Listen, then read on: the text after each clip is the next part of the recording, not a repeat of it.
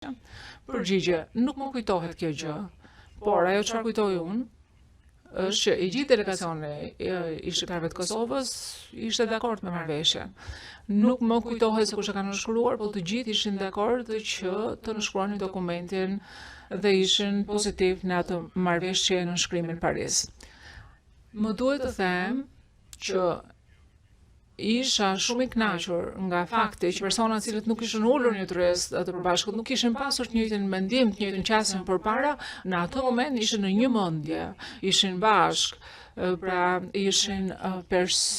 ishin persona të cilët për shkaqe politike ose për shkak të mendimeve që kishin për rrugovën nuk ndanin të njëjtat qasje, megjithatë në Rambuje ishin të gjithë bashk. Dhe pas 9 muajsh isha i kënaqur, megjithse nuk kishim një fosh, një figurativisht në duar, për ne ishte një arritje e madhe, por nga ana tjetër, ne kishim edhe një ndjenjë melankolie, sepse Serbia nuk ishte aty dhe ishim në një pikë shumë të rëndësishme historie. Por koncepti asaj kohe ishte që të jepej mesazhe qartë serbëve. Ti thuaj, serb, kjo do të ndodhë, kështu që ju do ishte mirë që të bëheni pjesë e procesit.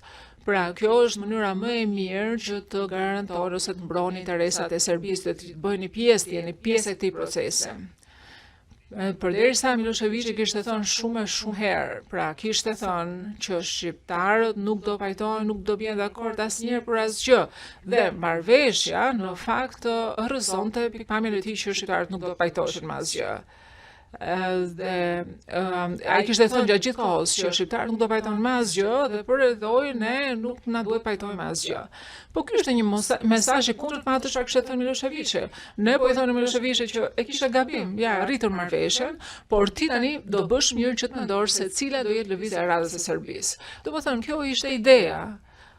Të paktën jo për mua, sepse unë personalisht mendoj që luftrat janë shumë të rënda dhe unë personalisht kam shumë probleme me zgjidhje të tilla, domethënë me luftrat përshin me vete shumë tragjedira të tjera. Por kishte njerëz që thonin, "No, duhet të përgatitemi." Unë nuk isha njëra prej tyre, dhe nuk thoja për shembull që duhet ta bombardojmë Serbinë për 2 ditë dhe çdo gjë është në rregull, pastaj thjesht i demonstrojmë Miloševićit që u bombardova, pastaj nuk dhe duhet domethënë që ai të përqafojë procesin. Unë personalisht nuk kam qenë njëra prej këtyre personave.